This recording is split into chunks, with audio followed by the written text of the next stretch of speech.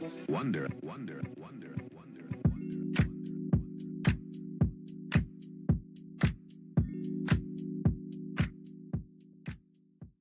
Welcome back to Senora Vibes. I'm your host, the Alicia E.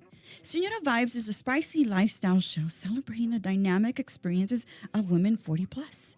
According to ChatGPT, Senora Vibes typically refers to an aura or demeanor that gives off an elegant, sophisticated, and mature vibe, often associated with older women or senoras. It's about carrying oneself with confidence and grace, exuding a sense of wisdom and experience. So if this sounds like you, come embrace your Senora Vibes with me, and let's explore together our Senora era fearlessly and excited. Ready to feel inspired and empowered? This week I have the honor of bringing you a woman who has been my Latina Wonder Woman for over 10 years as the investigative journalist on Inside Edition, my ultimate favorite warrior, Lisa Guerrero. Lisa and I dive into what it takes to build a strong sisterhood, how to prioritize personal well-being, and embracing our self-beliefs as Latinas. Lisa shares her journey of courage, resilience, and the importance of female relationships in her life. Plus, she's offering a special discount on her book for our listeners. Don't miss this bold and uplifting episode. So, Lisa, thank you so much for being on the podcast. You know, my podcast is for women 40 plus. We call them señoras. You know, it's a Spanish word for women who are mature, who are, experienced, intelligent, sophisticated, they're worldly, they want to see so many things. And so that's where my podcast has come around to be in 4 years. And I'm so proud of it. And I just want to bring on women who inspire me, but who could inspire other señoras as well. And so welcome to the podcast, Senora Vibes. Thank you so much. I was excited to be here, Alicia. Thank you so much. I love Senora Vibes. What a great name. Thank you. Thank you. And so, you know what? When I was thinking, okay, how do I introduce myself to you? So we've known each other, I guess, for a few years. And I think one of the themes of your book, which is being bold, and being courageous. And that's something that I was in 2015, 2014, before you came onto my boutique to sell to do a book launch of your book, Jewelry for Your Table, which I loved, and so many people loved it. But I think that was one of those moments where I said, oh my God, that was when I was bold, I was courageous. I asked Lisa Guerrero, who I've been looking at every single day at 3:30 Houston time, for her Inside Edition. And I just said, you know what? I just love her and love her personality, her spirit. I'm just going to ask her to come and do her book at my boutique. Ugh, like whoever gave me that courage. Oh, it was so great to have you ask and to reach out to me, because honestly, that it's connecting people through books and arts and crafts and my investigations that really drive me, that make me want to do my job every day. And so when you reached out to me, I believe we coordinated a time when I was going to be in Texas for a story, and we were able to work around your schedule and my schedule, and I was able to be there, and it was amazing. And I applaud you for stepping out of your bubble or your safety zone to do something brave, which is what you did. And it worked. Right. Because I think so many of us see people on TV and they're unattainable. They're not approachable. They're not people who we can say, hey, I admire you. I see what you're doing. Kind of how I saw you for so many years before I asked you to come to Houston. Someone who was inspirational, someone who stood out, amongst others. And I said to myself, if I could be inspired by her, maybe she's open to reaching her fan base, which we have a ton of fans here in Houston, by the way. And I think you noticed that when you were here, who love you and follow you and see what you're doing, chasing these crazy bad guys, investigating for women or people who don't have means to get actual justice. And I think that's something that you definitely do in Inside Edition. I think, that persona in itself is something that really is attractive to us. Thank you. And I feel so privileged to be in a position to have the platform of Inside Edition where 5 million viewers a night or a day, depending on when it airs in your community, 5 million people see Yeah. me every time I have an investigation, and then 12 million on our YouTube channel. So I feel like every time they see Guerrero, my name, Yeah. underneath my reports, it's a reminder, even if it's subconsciously, to the rest of America about what Latinas can do, what we can achieve, that we are more than whatever their background or their notion is about Latinos. I think that, seeing me pursue justice is something that subconsciously works on them to Yeah. broaden the possibilities of who we are and how seriously we should be taken in this country. Yeah, and I feel like nowadays, we I think it's really starting to change. I think we're really starting to take on our power again and definitely, demand that we're respected more, demand that we're paid better. Definitely, because one thing about Latinas, and this is what I tell my husband all the time, we're going to be resourceful and we're going to be persistent and we're going to be stubborn about what we want, and you're not going to hold us back. There's nothing that's going to hold us back. And when that happens, I think that is like so powerful. Do you agree with that? Absolutely. And, you know, the women that I know in my family, that came from Chile, and my, my extended family, and the women that I've now met through my stories who are Latina, I think they have a commonality. That is strength, that is courage, that is bravery. I was lucky because my last name Guerrero means warrior. Yes. So it made perfect sense for Hmm. my book to be called Warrior, because I believe that it stands not just for me individually, but for an entire culture of women who fight, who have to fight every day for their families, to make a living, to make ends meet, to find justice, to find each other, and to have a sisterhood. And so, the name was very intentional. It wasn't just my mother's last name; it is who we are. We are Right. warriors, and it's amazing the reception that the book has had, specifically from Latinas. Yeah, and I think that's something that I've definitely, when I follow you on Facebook, I see the people that post on your comments, and the one thing that always like resonates with me is like how much you inspire other women to go after what you want, and to definitely pursue it with like with like the energy that you have when you pursue people. um One thing that I definitely struggle with is like an imposter syndrome, like who am I, Yeah. to ask Lisa Guerrero to come to my store and be in my boutique and present her book to my people. Like who am I to write my own book, even though I did write a book about my daddy and I. Like, who am I? Yeah. Like, that's something that's just so pervasive in the community. But I feel like the more of us that are out there doing it, like yourself as well, we're able to get through that imposter syndrome that a lot of times holds us back.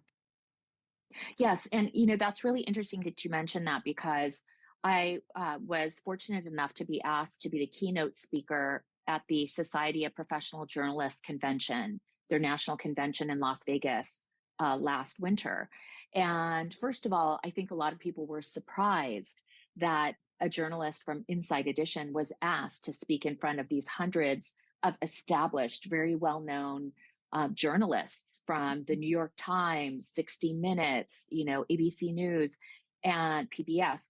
And I think that at first I was so surprised, but I was also proud of the fact that I was being asked to deliver a keynote. And in the keynote, we talked about imposter syndrome and how I felt like that is the one thing that really can hold us back, is Yeah. feeling that we don't deserve a seat at the table. And I'm here to tell you that not only do you deserve a seat at the table, you deserve a seat at the head of the table. It's so Yes. important that we think of ourselves as deserving. We are Americans, we're hardworking, we are accomplished, we are ambitious, and it's okay to be ambitious. And for women, that A word Yeah. is also considered a little bit, oh, you shouldn't say you're ambitious or Yeah. aggressive, but Off-putting. but yeah, it is. And I'm sorry to say that we have to lean into that to be successful, not just for ourselves, but to show other people that we belong here. Yeah, and I think it's so important that you mentioned that the word ambitious is one of those words where, I have mentioned that word in a few situations and a few conversations, and I think people kind of are taken aback, like, really, you're going to say you're ambitious? I said, yeah, I am ambitious because I do pursue things that are outside of my realm, outside of my comfort zone, but I feel like I could do them, that I feel like I can actually accomplish something and get out there and become ambitious. And I think it's so important that we just stand up for that and stand up for those moments where, I've had situations where I've sent out an email to somebody and then like 5 seconds later, I'm like, oh my gosh, I should have not sent that. Like, who am I to think that, I need a feature in this magazine or this newspaper article? And then in my head, I have to, calm myself down and say, you really do need to pursue that. You really should be doing that. And I think that's one of the themes in your book that I really resonated with is every time something came to you and it was a challenge, you took it on. You did not hesitate or think, or in the book, it didn't seem like you hesitated. It seemed like you said, that's an opportunity. I'm going to figure it out. How do you approach these challenges, Lisa? So part of the themes of the book is, I mean, I look like a confident person on this picture, on the picture in the back, confident, strong. Yes. Um, but I wasn't born that way. I wasn't always brave.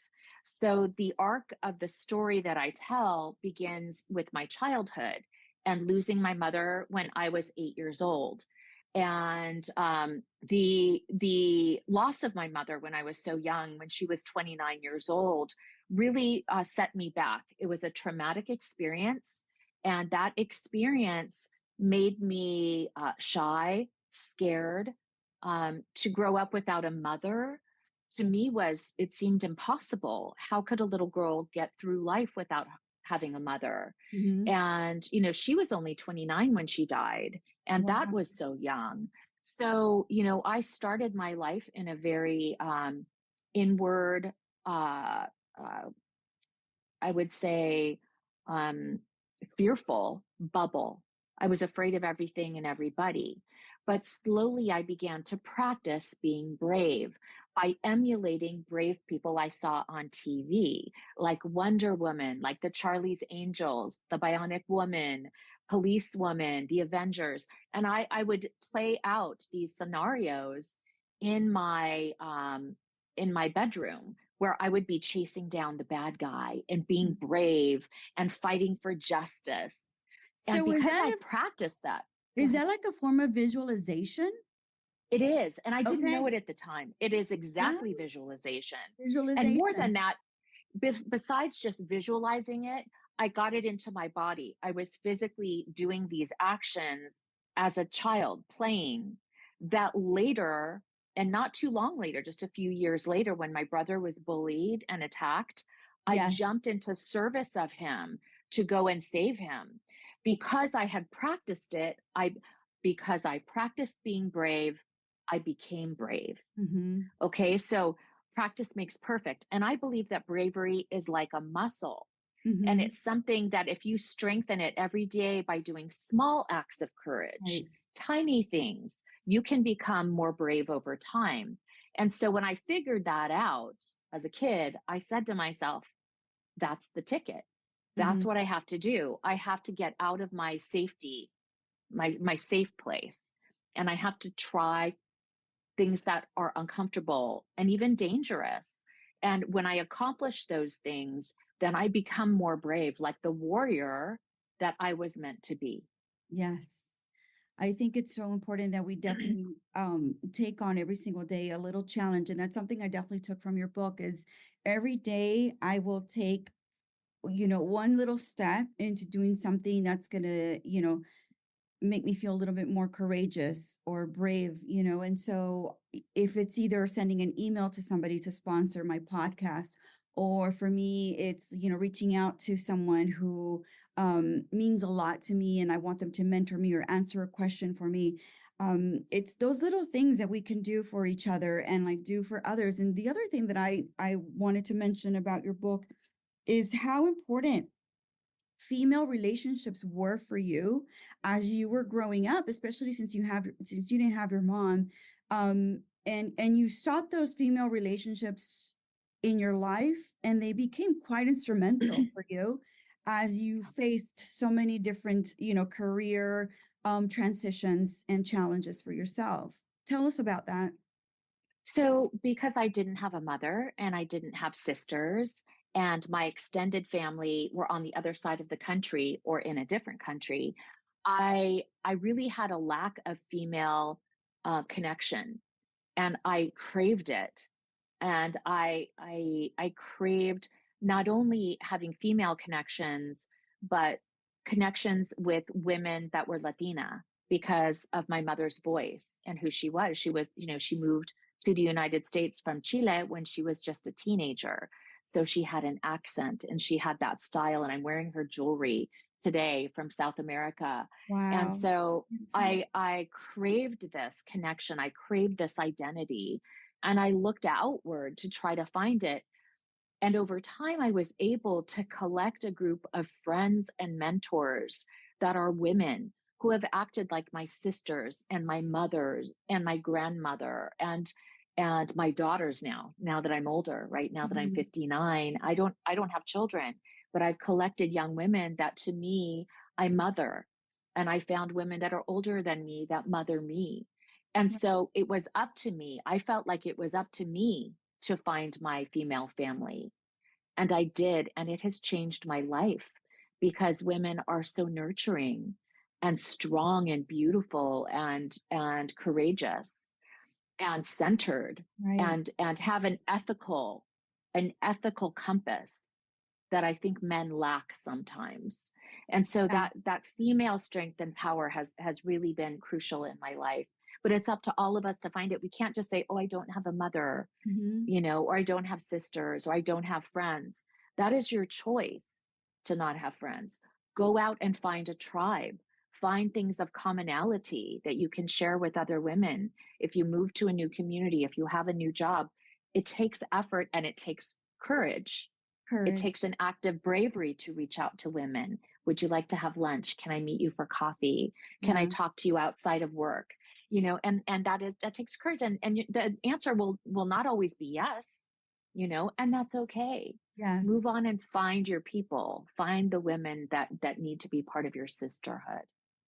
And as you're saying that, I'm thinking about the young women that reach out to me by email and say, "Can I just have a chat with you? And can I just be mentored by you? Or can I just have a talk about this or that?" And I always write back to them. I'm like, "Wow, good for you for reaching out and looking for me and seeking me out and asking me if it's okay to have like a coffee with you to talk about your future or whatever it is that you want to do." And I give them that time because that little bit of courage that it took her to write that email to me or send that text message to me is super valuable, because when I know what it takes for me to reach out to somebody like you or somebody who's, at another level where I want to learn or want to be more like them, and that all of that it takes, like, all the doubt and, like, writing it, and then, like, you're reading it and, like, maybe I misspelled something, like, you're trying to find some excuse in your text or your message to not send that out because you don't feel worthy of that person's attention or time. And so when they do that, I say, "Yes, let's get together for lunch, let's get together for coffee. What do you need from me? Let me give that time to you."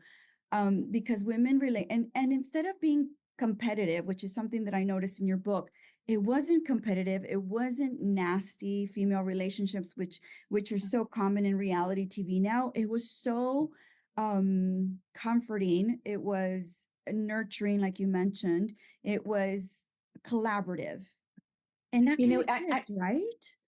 it can, and I'm glad you mentioned that because um, earlier my ex-husband was a baseball player, and he and I are wonderful friends still to this day. Thankfully, I write about that in the book. But when he was playing baseball, I had an offer from a reality show to be one of the leads in a new show they were taping called Baseball Wives. Oh. And I said, I don't want to be a part of a show where the women are competitive or negative about each other. I don't want any drama. I don't have drama with my real girlfriends in my real life. And I don't want to be a part of any kind of scripted television show that pits women against each other. I Right. think that's toxic to put out there in the world. And at first they promised me, oh, no, no, you'll be the one that mentors other young women. But as we Interesting. got closer and I learned more about the show, sure enough, they rescinded that. And they said, well, we do have to have a troublemaker. We do have to have these different characters. Oh, And I said, no, I'm sorry, I can't participate. So I turned down a lot of money and an opportunity to be on national TV as a lead in a mhm, reality show mhm. because I didn't want to be sending messages to young women or any women that it's okay to yell at other women and to have Yeah. these negative portrayals of female relationships. I'm so glad I didn't do that. So, yes, in my book, I intentionally write about how important women are in my life and how important we should all be together. But interestingly, when my book came out, the only person who was really negative about my book or the book's message was a woman. And Oh, her name's Michelle Tafoya. She was a mhm, sideline reporter that was on yeah. Monday Night Football after Mhm. me. And she just said the most insulting, horrific things about my experiences. And that to me was the most shocking thing. And of course, uh, people came out of my defense, and I think she really regretted having gone Mhm, down that road. mhm. But it still always shocks me when women don't support other women. I'm always surprised by that. I do everything I can to support other women, and but we have to be aware that yes, there are some people out there that haven't gotten that memo, and you can't win over everybody. And if there are toxic people in your life, toxic Uh-huh. friends, even toxic family members, you Yes. need to remove yourself from that. And that's also your choice. And that's something you should be working on every day, is to not allow toxic people in your life because they're out there, but you can choose to surround yourself with love and support. Yeah, and I think that's one of the traits and one of the characteristics of women in our age now is that we've encountered those experiences and we now have that ability to say, you're not part of my life anymore. I don't want you a part of my life anymore. You don't add anything to my life anymore at this point. Lisa, have you gone back to Chile and like looked for your family, your mom's side of the family and like reconnected with them, by the way? So, yeah, thank you. Great question. When I was younger, we went to Chile as a family several times. And even after my mother died, we went back there again to connect with cousins and great grandparents, et cetera, and to see where my mother was born and where her Okay. father, who was a tailor, where her father had a tailoring shop in Santiago. And so through the years, and as I've gotten older, I've gone many times. Okay. And I'm looking forward to going again now that I'm older at 59. So the last time I went was with my ex-husband, maybe about 7 or 8 years ago. So I think now, as I get older, I want to collect more stories about my heritage. Writing my own book was really important for me because I was able to tell my own story about my life.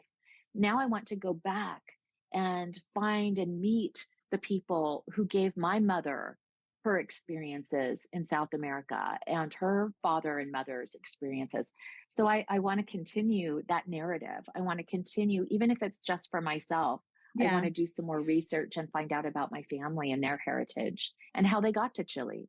So that's I look amazing. forward to that. And Chile, in fact, has, and I go back and forth with my accent, as you can tell. Yes. I'm so proud of the heritage of literary Latinas like Isabel Of Allende course. Yeah. and Pablo Neruda, right? And Yes. people from Chile that share their stories in poetry and in novels. And I think there's a magic to that specific country and the way they tell stories.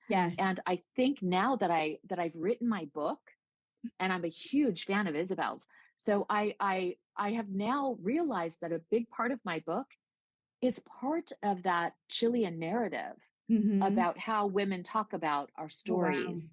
Mhm. And so, at some point I need to, and I need to be brave like you are. And I need to reach out to her and say, you've inspired me. And through reading all of her stories, I feel like that was kind of in my subconscious when I wrote my story. So there is that It is. magical element, the Well, mysticism. it's part of that ancestry. And it's Yeah. all tied in and it's all weaved into your family history and your life.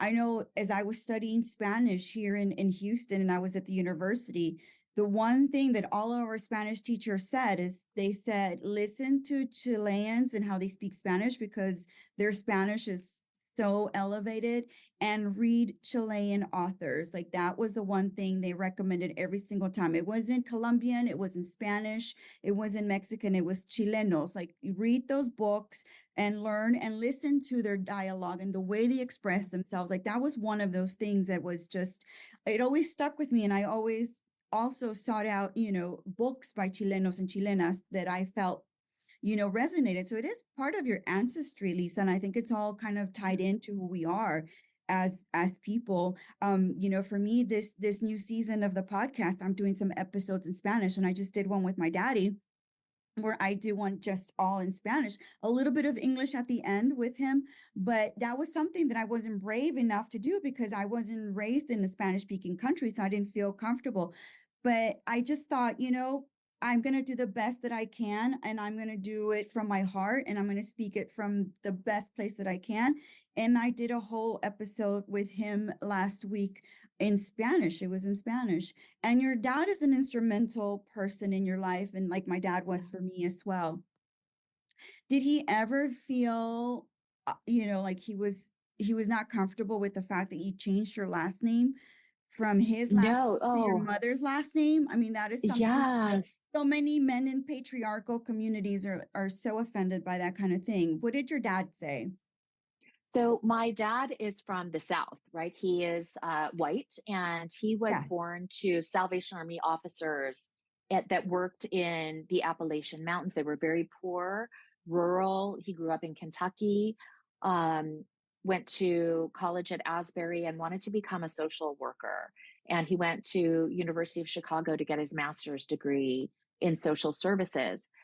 And that's where he met my mom, because my mom's family, the Guerreros, had immigrated to Chicago. Okay. And so he met my mother, who spoke very little English, and he spoke no Spanish, but they fell in love. They spoke the language of love, Yeah. and they got married. And so my father was embraced by my mother's family. He was close to them. He was beloved by them. And so I think my father felt like the Guerrero side of the family was his intended family, and Hmm. he loved them and embraced the culture. So when I got older, after my mom died, and I realized that I connected more with my Hispanic heritage than with my English European white heritage. And I had a talk with my dad about it. And I said, Dad, I love you. I love your family, but I feel connected to the Guerreros. And I look in the mirror and I see my mother. The Cole side of the family have blue eyes.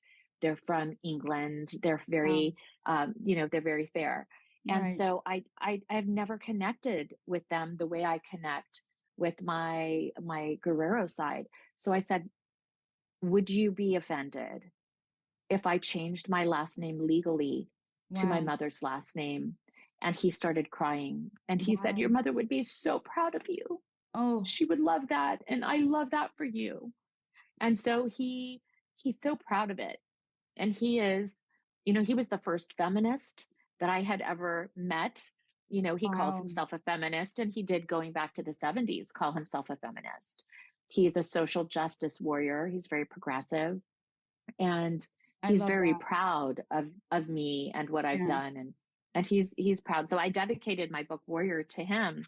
And in fact, on the dedication page, Hmm. um, it says, the other kids felt sorry for me because I didn't have a mother, but I felt sorry for them because they didn't have my father, to Oh, Walter Coles. And so I'm wow. proud of both sides of my heritage. And as Americans, that's what we are, right? We are a Yes. blended culture. We are a mosaic of people from different cultures. And that should be celebrated. And going back to something you said earlier, Alicia, about not being confident about speaking in Spanish. I Yes. think we have to have a conversation in our community about what it means to be Latina and why we tend to be so judgmental Yeah. about other Latinas that don't speak Spanish or don't speak it well enough or Right. weren't born in Mexico or Colombia or other, South American or Hmm. Central American countries. We need to stop judging ourselves and others about being not Latina enough. I'm Yes. here to tell you that we are stronger together. And the more women and men we invite into our tent, the better and more powerful we are as a voting bloc, as a Right. business community, as a population, as a group. We need to start saying, no, I'm not going to let you tell me who's a Latina or not. If you identify with us, you are with us. And we embrace you and we love you for that. Yeah, and I think that's the part that I'm like really that I'm really embracing this year for 2024 is I'm not gonna let that little doubt in the back of my head tell me like you're not good enough to speak Spanish, or let somebody say, hey, you shouldn't be doing that because your Spanish is so not like up to the level. And just being this doing the Spanish that I do, and it's a girl who was raised in Houston, Texas by Mexican parents, and that's just who it is. And so when I Beautiful. It's the episode, beautiful. yeah, when I ended the episode with my daddy, I said, Daddy, did you think that my Spanish was okay? He goes, your Spanish is great. You should always be speaking Spanish. So I said, you know what? If my daddy is saying, go for it, do it, I'm going to do it, because that's who he is. He's such a cheerleader of mine. And he's always been my cheerleader since I was a young girl. And that's how I also gravitated to you. And your father has gorgeous photos. So if anybody wants to go to Lisa's Facebook page, you always post the most beautiful photography that your daddy does. And he just went through a big surgery a few years ago, and he came out stronger and just more vivacious. Every time I see him in pictures, I'm like, oh my gosh, he is just the picture of strength. We talked about, I went to church with my dad yesterday and took him to lunch afterwards. And we talked about, he's 85 and I'm 59. And, both of our doctors are like, wow, you guys are so youthful and you're in, great health. And a big part of that is genes, right? Genetics. And the Guerrero women in my side of the family were beautiful and strong. You look so much like And your mama. Yeah, I've thank seen you. photos. Thank you. That's the So biggest much. compliment somebody can give me. But my dad and I were talking about, longevity and aging. And he said such a big part of it is being happy, waking up with Yeah. positivity, waking up with things to do today, waking up without judgment in your heart, waking up with purpose. And if you are purpose driven, if you have that vitality, it affects your health. It Mhm. helps you live longer. and Mhm. and our the boxes we put ourselves in define us in so many ways, but they can also really affect our health. So when you put that smile on your face and you do brave things, your body is getting a reaction to that and is understanding that you are vital and you have vitality. And I really think that helps in our longevity. And that's not just a bunch of woo woo, new age stuff. I actually talked to my doctor about this because, my tests have been getting better. My blood tests, my pap smears, my Oh, mammograms, all the wow. things you do every year, I've been getting better numbers on everything. And she's like, I think part of it is attitude, and attitude helps your health. So we need to be thinking about that as we age. So true. So true. And I think we put ourselves to the back burner so many times. Those of us that are, moms and wives, we are always putting ourselves at the end of the line, as opposed to saying, hey, if the cup isn't full, it's not going to pour onto others.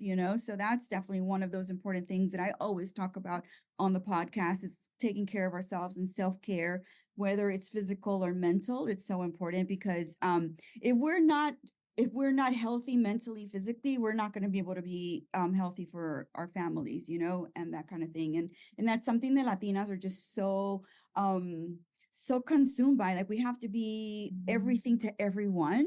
And so we put ourselves kind of at the last of the line, and that's just not cool, because if we do that, then we're not doing ourselves a favor and being the best that we can for others.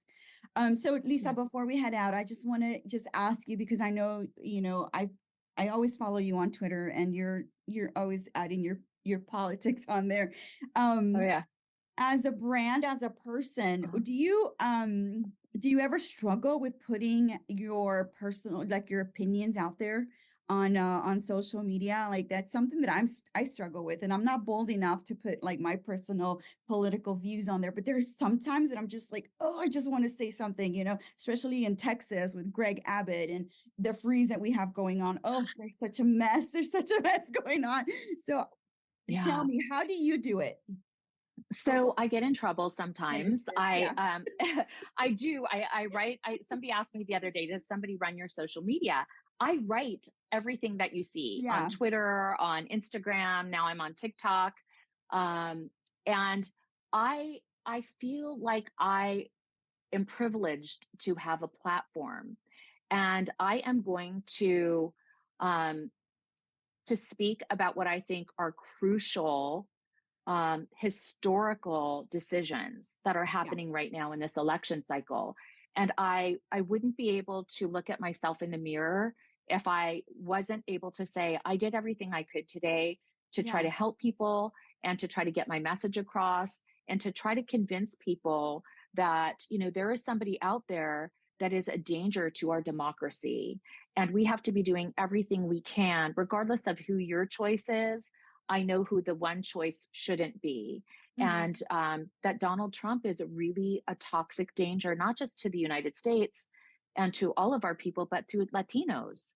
And, Absolutely. I struggle sometimes with when I put things out there because I do get pushback sometimes.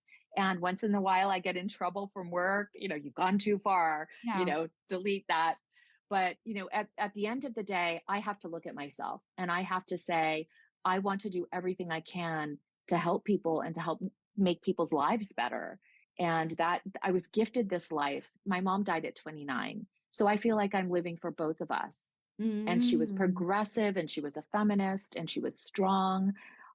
She was also a Christian, but she was a progressive Christian. And Mhm. so I feel like, my feelings aside, we all have to be doing everything we can to try to make our communities safer and better for everybody, not just for the rich people, not just for the politicians, not just for, the elites, but for everybody in all of our communities. Who is doing the most good for the most amount of people? Ask yourself that. That's a beautiful, beautiful statement. Definitely something to think about as 2024 comes around. It's election time. There's a lot of Latinas in Texas, progressive Latinas in Texas that are just working their butt off to try to change things here in Texas and make them more progressive and more women led and women oriented, and definitely taking into consideration the Latino community and the Latinas that are here in Texas. And there's beautiful women out there leading the charge, but Yeah. sometimes I struggle with being a little more courageous and more bold because I feel like maybe I'm putting myself out there too much and I shouldn't be, and I'm losing some listeners or some audience members who don't agree with me. But like you said, and this is why I'm so glad that I asked you this question. You should stand on something and Yeah. stand on it and be proud that you stand on it, and come with it and come straightforward and be proud of that.